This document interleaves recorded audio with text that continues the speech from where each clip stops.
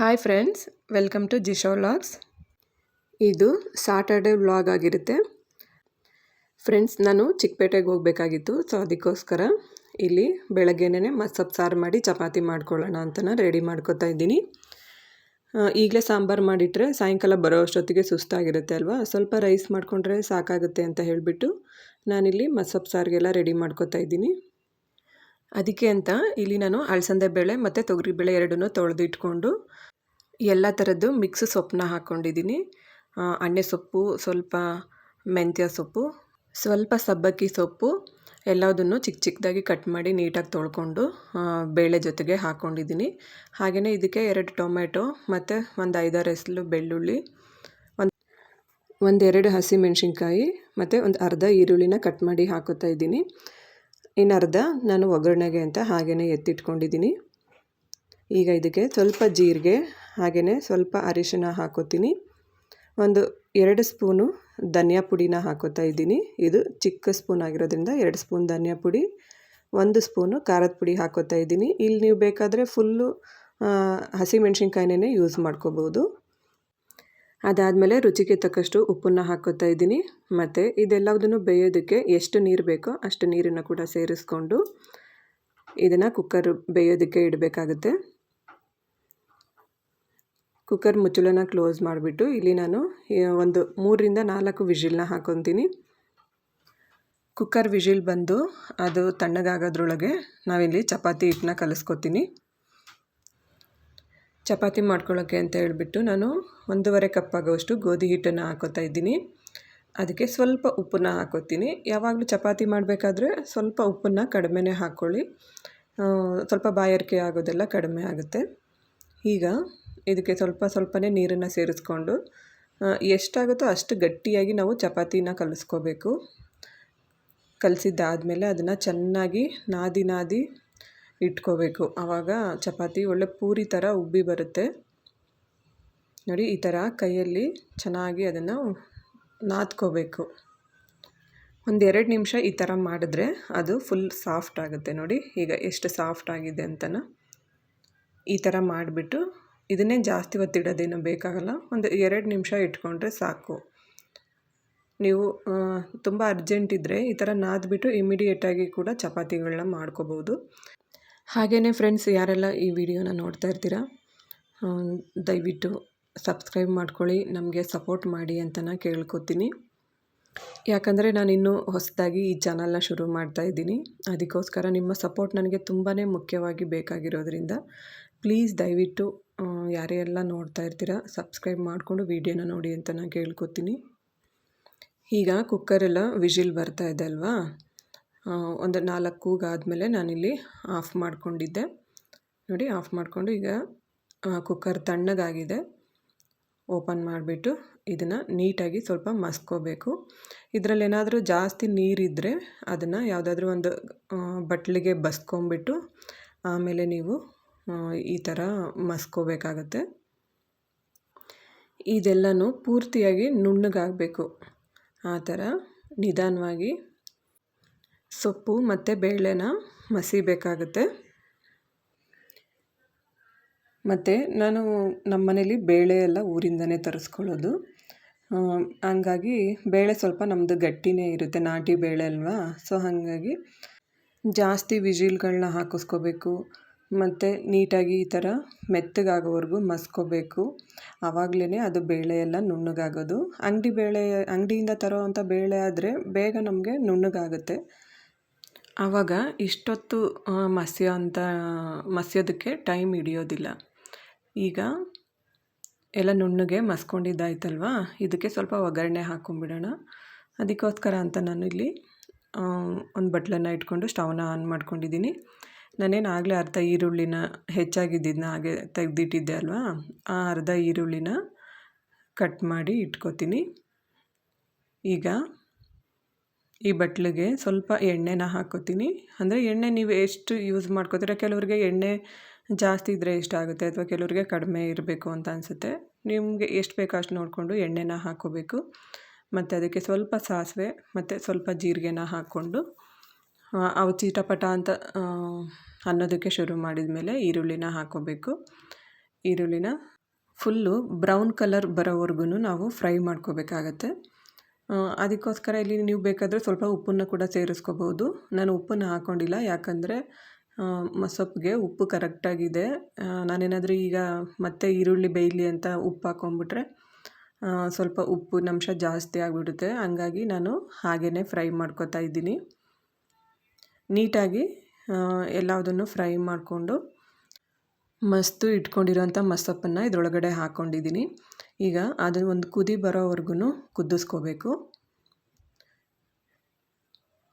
ಒಂದು ಕುದಿ ಬಂದರೆ ಅದು ಆವಾಗ ಬೇಗ ಕೆಡೋದಿಲ್ಲ. ಇಲ್ಲಾಂದರೆ ನಾವು ಹಾಗೆ ಕುದಿಸ್ತೇನೆ ಇಟ್ಬಿಟ್ರೆ ಸಾಯಂಕಾಲ ಅಷ್ಟೊತ್ತಿಗೆ ಅದು ಕೆಟ್ಟೋಗ್ಬಿಡುತ್ತೆ. ಹಾಗಾಗಿ ಒಂದು ಕುದಿ ಬರೋವರೆಗೂ ಇಟ್ಬಿಟ್ಟು ನಾವು ಆಮೇಲೆ ಅದನ್ನು ಸೈಡಿಗೆ ಎತ್ತಿಟ್ಕೋಬೇಕು ಯಾವಾಗಲೂ ಅಷ್ಟೇ. ಈಗ ಅದು ಸ್ವಲ್ಪ ಕುದಿ ಬರೋವರೆಗೂ ನಾನು ಚಪಾತಿ ಹಿಟ್ಟನ್ನೆಲ್ಲ ರೆಡಿ ಮಾಡ್ಕೊತೀನಿ. ಅಷ್ಟರೊಳಗೇ ಇದು ಕುದಿ ಬಂತು. ಇದನ್ನು ಸೈಡಿಗೆ ಎತ್ತಿಟ್ಕೊಂಡ್ಬಿಟ್ಟು ಚಪಾತಿ ಸುಡೋಕ್ಕೆ ಅಂತಂದೇಳ್ಬಿಟ್ಟು ಈಗ ಹಂಚನ್ನ ಇಟ್ಕೋತೀನಿ. ಯಾವಾಗಲೂ ಚಪಾತಿ ಮಾಡಿಕೊಂಡ್ರೆ ನಾನು ಪಲ್ಯ ಆ ಥರದ್ದೇ ಏನಾದರೂ ಮಾಡ್ಕೋತಾ ಇದ್ದೆ. ಇವತ್ತು ನಾನು ಆಗಲೇ ಹೇಳಿದೆ ಅಲ್ವಾ, ಚಿಕ್ಕಪೇಟೆಗೆ ಹೋಗಬೇಕು ಅಂತ ಅಂದ್ಕೊಂಡಿದ್ದೀನಿ. ಅದಕ್ಕೋಸ್ಕರ ನನಗೆ ಚಪಾತಿಗೂ ಯೂಸ್ ಆಗಬೇಕು, ಮತ್ತು ಸಾಯಂಕಾಲ ನಾವು ಸುಸ್ತಾಗಿ ಬಂದರೆ ಸ್ವಲ್ಪ ರೈಸ್ ಮಾಡಿಕೊಂಡ್ರೆ ಅನ್ನಕ್ಕೂ ನಮಗೆ ಸರಿ ಹೋಗಬೇಕು. ಅದಕ್ಕೆ ಅಂತಂದು ಹೇಳ್ಬಿಟ್ಟು ನಾನು 2 in 1 ಆಗಿ ಯೂಸ್ ಆಗುತ್ತಲ್ಲ ಅಂತ ಹೇಳ್ಬಿಟ್ಟು ಮಸೊಪ್ಪನ್ನು ಮಾಡ್ಕೊಂಡಿದ್ದು. ಇಲ್ಲಾಂದರೆ ನಾನು ಸಾಮಾನ್ಯವಾಗಿ ಚಪಾತಿ ಮಾಡಿಕೊಂಡ್ರೆ ಯಾವಾಗಲೂ ಯಾವುದಾದ್ರೂ ಒಂದು ತರಕಾರಿ ಪಲ್ಯನೇ ಮಾಡೋದು. ನನ್ನ ಮಗಳಿಗೆ ಸ್ಕೂಲ್ ಬೇರೆ ರಜೆ ಇದ್ದಿದ್ದರಿಂದ ಎದ್ದಿದ್ದು ಬೆಳಗ್ಗೆ ಲೇಟ್ ಆಗಿಬಿಟ್ಟಿತ್ತು. ಸೊ ಹಾಗಾಗಿ ಫಾಸ್ಟಾಗಿ ಕೆಲಸನೆಲ್ಲ ಮುಗಿಸ್ಕೊತಾ ಇದ್ದೀನಿ. ನಾವು ಚಪಾತಿ ಹಿಟ್ಟನ್ನ ಒಸ್ಕೋಬೇಕಾದ್ರೆ ಈ ರೀತಿ ಹಿಟ್ಟಲ್ಲಿ ಅದ್ಬಿಟ್ಟು ಫಸ್ಟು ಸ್ವಲ್ಪ ಒಸ್ಕೊಬೇಕು. ಅದಾದಮೇಲೆ ಇದಕ್ಕೆ ಸ್ವಲ್ಪ ಮೇಲ್ಗಡೆ ಎಲ್ಲ ಎಣ್ಣೆನ ಸವರ್ಬಿಟ್ಟು ಟ್ರಯಾಂಗಲ್ ಶೇಪಲ್ಲಿ ಮಡಚಿಬಿಟ್ಟು ಆಮೇಲೆ ನಾವು ಚಪಾತಿಗಳನ್ನ ಒಸಿಬೇಕು. ಆವಾಗ ಪದ್ರವಾಗಿ ಅದು ಲೇಯರ್ ಬೈ ಲೇಯರು ಚಪಾತಿ ಬರುತ್ತೆ. ನಾವು ಹಾಗೆ ಇಟ್ಟರೂ ಕೂಡ ತುಂಬಾ ಅಂದರೆ ಆರಿದ ಮೇಲೆ ತಣ್ಣಗಾದ್ಮೇಲೆ ತಿಂದ್ರೂ ತುಂಬ ಸಾಫ್ಟಾಗಿ ಬರುತ್ತೆ ಚಪಾತಿ. ಹಾಗಾಗಿ ಆದಷ್ಟು ಟೈಮ್ ಇದ್ದರೆ ಈ ಥರ ಚಪಾತಿಗಳನ್ನ ಒಸ್ದು ಮಾಡ್ಕೊಳ್ಳೋದು ಬೆಟರ್ ಅನಿಸುತ್ತೆ. ನಾನು ಯಾವಾಗಲೂ ಮನೇಲಿ ನಾನು ಇದೇ ಥರನೇ ಚಪಾತಿನ ಮಾಡ್ಕೊಳ್ಳೋದು.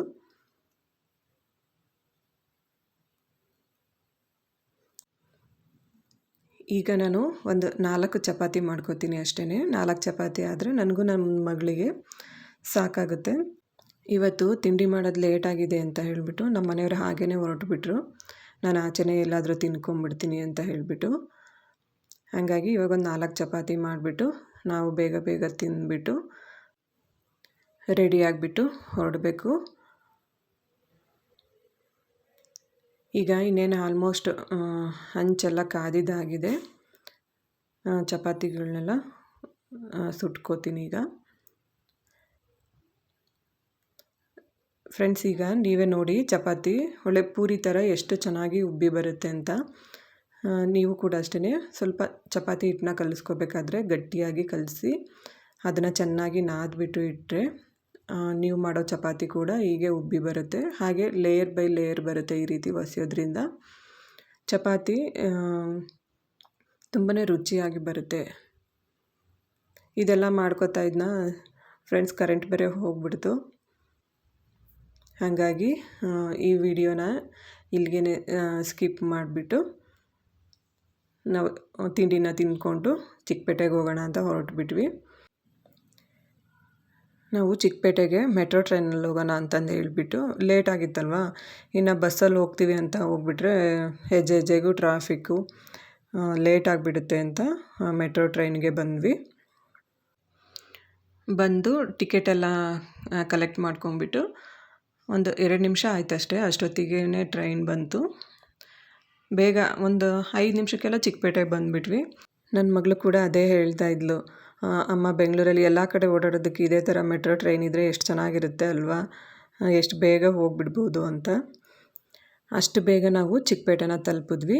ಹಾಗೆ ನಡ್ಕೊಂಡು ಹೋಗ್ತಾ ಇರಬೇಕಾದ್ರೆ ಈ ಒಂದು ಅಂಗಡೀಲಿ ತುಂಬ ಜನ ತುಂಬಿಕೊಂಡಿದ್ರು. ನಾವು ಕೂಡ ಏನಿರ್ಬೋದು ಈ ಅಂಗಡೀಲಿ ಅಂತ ಹೋದ್ವಿ. ಕೆಲವರೆಲ್ಲ ಇದೇ ಥರ ನಮ್ಮ ಥರನೇ ಮುಖವಾಡಕ್ಕೆ ಅಲಂಕಾರ ಮಾಡಿಸ್ಕೊತಾ ಇದ್ರು. ಮತ್ತು ವರಮಹಾಲಕ್ಷ್ಮಿ ಹಬ್ಬಕ್ಕೆ ಬೇಕಾದಂಥ ಎಲ್ಲ ಐಟಮ್ಸ್ಗಳು ಈ ಅಂಗಡೀಲಿ ಅವೈಲಬಲ್ ಇತ್ತು. ನೀವು ನೋಡಿದ್ರಿ ಆ ಮುಖವಾಡದಲ್ಲಿ ಏನೂ ಇರಲಿಲ್ಲ, ಎಲ್ಲದನ್ನು ರಿಮೂವ್ ಮಾಡಿತ್ತು. ಅದಾದಮೇಲೆ ಇವರು ನನಗೆಲ್ಲದನ್ನು ನಾನು ಏನೇನು ಬೇಕು ಅಂತ ಹೇಳಿದೆ ಅದನ್ನೆಲ್ಲ ಹಾಕ್ಕೊಟ್ರು. ಹಾಕಿದ್ದಾದಮೇಲೆ ಫೈನಲ್ ಲುಕ್ಕು ಈ ಥರ ಇತ್ತು. ಇದಕ್ಕೆ ನಮಗೆ 200 ರೂಪೀಸ್ ಚಾರ್ಜ್ ಮಾಡಿದ್ರು ಅವರು. ಎಲ್ಲದನ್ನು ನೀಟಾಗಿ ಅವರನ್ನೇ ಹಾಕ್ಕೊಟ್ಟಿದ್ದು. ಅದಾದಮೇಲೆ ಸ್ಯಾರಿ ತೊಗೊಳ್ಳೋಣ ಅಂತಂದು ಹೇಳ್ಬಿಟ್ಟು ಇಲ್ಲಿ ವಜ್ರೇಶ್ವರಿ ಸಿಲ್ಕ್ಸ್ ಅಂತ ಒಂದು ಅಂಗಡಿಗೆ ಹೋಗಿದ್ವಿ. ಅಲ್ಲಿ ಕೂಡ ಸ್ಯಾರಿ ಪರ್ಚೇಸ್ ಮಾಡಿಕೊಂಡು ಇನ್ನೂ ಏನೇನು ಬೇಕೋ ಎಲ್ಲದನ್ನು ತೊಗೊಂಡು ಮನೆಗೆ ಬಂದ್ವಿ.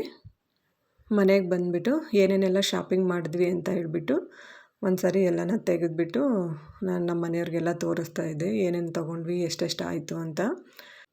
ನಿನ್ನೆ ಶಾಪಿಂಗಲ್ಲಿ ನಾನು ಸುಮಾರು ಒಂದು 6,000 ಏನೋ ಖರ್ಚು ಮಾಡ್ಕೊಂಡು ಬಂದಿದ್ದೆ. ನೋಡಿ ವರಮಹಾಲಕ್ಷ್ಮಿ ಅಮ್ಮನವ್ರದ್ದು ಮುಖವಾಡ ಯಾವ ರೀತಿ ಅಲಂಕಾರ ಆಗಿದೆ ಅಂತ. ನನಗಂತೂ ತುಂಬ ಅಂದರೆ ತುಂಬಾ ಇಷ್ಟ ಆಯಿತು. ನಾನು ಮುಂಚೆ ತೊಗೋಬೇಕಾದ್ರೆ ಇದೇ ಥರನೇ ತೊಗೊಂಡಿದ್ದೆ. ಆದರೆ ಒಂದೊಂದಿತ್ತು, ಎಲ್ಲೋ ಒಂದೊಂದು ಉದುರಿ ಹೋಗಿತ್ತು. ನಾನು ಯಾವಾಗಲೂ ಈ ಥರ ಅಲಂಕಾರ ಆಗಿರೋ ಮುಖವಾಡನೇ ಇಟ್ಟು ಅಭ್ಯಾಸ ಆಗಿದ್ದರಿಂದ ನಾನು ಅದನ್ನು ನೋಡೋದಕ್ಕೆ ಮನಸ್ಸಾಗ್ತಾ ಇರಲಿಲ್ಲ. ಅದಕ್ಕೆ ಫಸ್ಟ್ ಹೋಗ್ಬಿಟ್ಟು ಅದನ್ನೆಲ್ಲ ಅಲಂಕಾರ ಮಾಡಿಸ್ಕೊಂಡು ಬಂದೆ. ಅದಾದಮೇಲೆ ರೋಡ್ ಸೈಡಲ್ಲೇ ನಾವು ಈ ಬ್ಯಾಗ್ನ ತೊಗೊಂಡ್ವಿ. 200 ರೂಪೀಸ್ ಅಷ್ಟೇ. ತುಂಬ ಅಂದರೆ ತುಂಬಾ ಚೆನ್ನಾಗಿತ್ತು. ನನಗಿಂತ ಜಾಸ್ತಿ ನನ್ನ ಮಗಳಿಗೆ ಇಷ್ಟ ಆಗಿದ್ದು. ಯಾಕಂದರೆ ಈ ಚಿಕ್ಕ ಟೆಡ್ಡಿ ಬೇರ್ ಇದ್ದಿದ್ದರಿಂದ ನಿಮಗೆ ಗೊತ್ತು ಎಲ್ಲರಿಗೂ ಮಕ್ಳಿಗೆ ಅಂದರೆ ಟೆಡ್ಡಿ ಬೇರ್ ತುಂಬಾ ಇಷ್ಟ ಆಗುತ್ತೆ ಅಲ್ವಾ. ಹಾಗಾಗಿ ಅವಳಮ್ಮ ನನಗೆ ಇದು ಬ್ಯಾಗ್ ಕೊಡಿಸು ಅಂತ ಕೇಳ್ತಾ ಇದ್ಲು. ಸರಿ ಅಂತಂದು ಹೇಳ್ಬಿಟ್ಟು ಈ ಬ್ಯಾಗನ್ನು ತೊಗೊಂಡ್ವಿ. ಕಲರ್ ಕೂಡ ಬ್ಯಾಗ್ದು ತುಂಬಾ ಚೆನ್ನಾಗಿತ್ತು. ನಾನು ತುಂಬ ಇಷ್ಟಪಟ್ಟು ತೊಗೊಂಡಿದ್ದು ಅಂದರೆ ಈ ಲಾಂಗ್ ಹಾರ. ಇದು ಬಂದು 1,500 ಆಯಿತು. ಒಂಥರ ತುಂಬಾ ಟ್ರೆಡಿಷ್ನಲ್ ಆಗಿ ಯುನೀಕ್ ಲುಕ್ ಇದೆ. ನೋಡಿದ ತಕ್ಷಣ ನನಗೆ ಈ ಸರ ತುಂಬಾ ಇಷ್ಟ ಆಯಿತು. ಅದಕ್ಕೋಸ್ಕರ ಇದನ್ನು ಪರ್ಚೇಸ್ ಮಾಡಿದೆ. ನಮ್ಮ ಮನೆಯವ್ರು ಬೈತಾಯಿದ್ರು, ಬರೀ ಬೇಡದೆ ಇದ್ದಕ್ಕೆ ದುಡ್ಡು ಖರ್ಚು ಮಾಡ್ತೀರಾ ಅಂತ ಹೇಳ್ಬಿಟ್ಟು. ಆದರೆ ನಿಜವಾಗ್ಲೂ ಈ ಹಾರ ಡೈರೆಕ್ಟಾಗಿ ನೋಡೋದಕ್ಕೆ ತುಂಬ ಅಂದರೆ ತುಂಬಾ ಚೆನ್ನಾಗಿತ್ತು. ಈಗ ಸ್ಯಾರಿನ ತೋರಿಸ್ತಾ ಇದ್ದೀನಿ ನೋಡಿ. ವಜ್ರೇಶ್ವರಿ ಸಿಲ್ಕ್ಸ್ ಅಂತ ಒಳ್ಳೊಳ್ಳೆ ಕಲೆಕ್ಷನ್ ಇತ್ತು. ಮತ್ತು ಸ್ಯಾರಿ ಕ್ವಾಲಿಟಿ ಕೂಡ ತುಂಬಾ ಚೆನ್ನಾಗಿತ್ತು. ಅದಕ್ಕೂ ಮುಂಚೆ ನಾನೊಂದು 3-4 ಅಂಗಡಿನ ನೋಡಿಕೊಂಡು ಅಲ್ಲಿಗೆ ಹೋಗಿದ್ದು. ಈ ಅಂಗಡೀಲಿ ಎಷ್ಟು ಜನ ತುಂಬಿಕೊಂಡಿದ್ರು ಅಂತಂದರೆ ಎಲ್ಲ ಆಚೆ ಕಡೆ ಕೂಡ ಜನ ವೆಯ್ಟ್ ಮಾಡ್ತಾಯಿದ್ರು, ಒಳಗಿರೋರೆಲ್ಲ ಆಚೆ ಬರಲಿ ಅಂತ. ಹಾಗಾಗಿ ಏನಿರ್ಬೋದಪ್ಪ ಅಂತಂದು ಹೇಳ್ಬಿಟ್ಟು ನಾನು ಕೂಡ ಒಂದು 10 ನಿಮಿಷ ವೆಯ್ಟ್ ಮಾಡಿಬಿಟ್ಟು ಆಮೇಲೆ ಒಳಗಡೆ ಹೋಗಿದ್ದು. ಕಲೆಕ್ಷನ್ ಎಲ್ಲ ತುಂಬಾ ಚೆನ್ನಾಗಿತ್ತು. ಇದು ಪೀಚ್ ಕಲರ್ ಸ್ಯಾರಿಗೆ ಈ ಥರ ಡಾರ್ಕ್ ಗ್ರೀನಲ್ಲಿ ಪಲ್ಲು ಬಂದಿದೆ. ಈ ಥರ ಫ್ಲವರ್ ಟೈಪು ತುಂಬ ಅಂದರೆ ತುಂಬಾ ಯುನೀಕಾಗಿ ತುಂಬಾ ಚೆನ್ನಾಗಿ ಕಾಣಿಸ್ತಾ ಇತ್ತು. ನನ್ನ ಹತ್ರ ಈ ಕಲರ್ ಇಲ್ಲದೆ ಇರೋದ್ರಿಂದ ನಾನು ಈ ಸ್ಯಾರಿ ತುಂಬ ಇಷ್ಟಪಟ್ಟು ತೊಗೊಂಡೆ. 2,000 ರೂಪೀಸ್ ಏನೋ ಆಯಿತು ಸ್ಯಾರಿದು. ಅದಾದಮೇಲೆ ವರಮಹಾಲಕ್ಷ್ಮಿ ಹಬ್ಬಕ್ಕೆ ಅಂತ ಹೇಳಿಬಿಟ್ಟು ಬ್ಯಾಕ್ಗ್ರೌಂಡ್ ಸ್ಕ್ರೀನ್ ಅಂತ ಬರುತ್ತಲ್ವ, ಅದನ್ನು ತೊಗೊಂಡೆ. ನನ್ನ ಹತ್ರ ಇರಲಿಲ್ಲ ಇದು. ಅದರದ್ದು ಪ್ರೈಸ್ ಬಂದು 250 ರೂಪೀಸ್ ಏನೋ ಆಯಿತು. ನೋಡಿ ಅಂದರೆ ಈ ಡಿಸೈನಲ್ಲಿ ಈ ಕ್ಲಾತ್ ಬರುತ್ತೆ. ಕ್ಲಾತಲ್ಲೇ ಬಾಳೆ ಎಲೆಯಲ್ಲಿ ಮತ್ತು ಚೆಂಡು ಹೂವನ್ನ ಉಪಯೋಗಿಸಿ ಈ ಥರ ಡಿಸೈನಲ್ಲಿ ಮಾಡಿರ್ತಾರೆ. ಅದಾದಮೇಲೆ ವೈನ್ ಲೀವ್ಸ್ನ ತೊಗೊಂಡೆ. ಇಲ್ಲೆಲ್ಲ ಅಂಗಡೀಲಿ ಸಿಂಗಲ್ ಪೀಸ್ಗೆ 100 ರೂಪೀಸ್ ಆ ಥರ ತೊಗೋತಾರೆ. ಇದು ಟೋಟಲ್ 12 ಪೀಸ್ ಇರುತ್ತೆ. 12 ಪೀಸ್ಗೆ 200 ರೂಪೀಸ್ ಅಷ್ಟೇ. ನನಗಂತೂ ಇದು ತುಂಬಾ ವರ್ತ್ ಅನಿಸ್ತು, ಅದಕ್ಕೇ ತೊಗೊಂಡೆ. ಇಲ್ಲಿ ಕೆಲವೊಂದು ಕುಚ್ಚು ಐಟಮ್ಸ್ನ ತೊಗೊಂಡಿದ್ದೀನಿ. ನಾನು ಮನೆಯಲ್ಲಿ ಫ್ರೀ ಇದ್ದಾಗ ಸ್ಯಾರಿ ಕುಚ್ಚುಗಳನ್ನ ಹಾಕ್ತೀನಿ, ಅದಕ್ಕೋಸ್ಕರ ಅಂತ ಈ ಕೆಲವೊಂದು ಮೆಟೀರಿಯಲ್ಸ್ನ ತೊಗೊಂಬಂದೆ. ಇನ್ನು ಕೆಲವೊಂದು ಸುಮಾರು ತೋರಿಸ್ದೇ ಇರೋದು ಕೂಡ ತುಂಬಾ ಇತ್ತು. ಇದು ಇವತ್ತು ಚಿಕ್ಕಪೇಟೆಯಲ್ಲಿ ಮಾಡಿದಂಥ ಶಾಪಿಂಗು. ಫ್ರೆಂಡ್ಸ್, ಇಲ್ಲಿಗೆ ಈ ವಿಡಿಯೋನ ಮುಗಿಸ್ತಾ ಇದ್ದೀನಿ. ವಿಡಿಯೋ ಇಷ್ಟ ಆದರೆ ಲೈಕ್ ಮಾಡಿ, ಶೇರ್ ಮಾಡಿ, ಕಮೆಂಟ್ ಮಾಡಿ, ಹಾಗೆ ನಮ್ಮ ಚಾನಲ್ನ ಸಬ್ಸ್ಕ್ರೈಬ್ ಮಾಡ್ಕೊಳ್ಳಿ ಅಂತ ನಾನು ಕೇಳ್ಕೊತೀನಿ. Thanks for watching.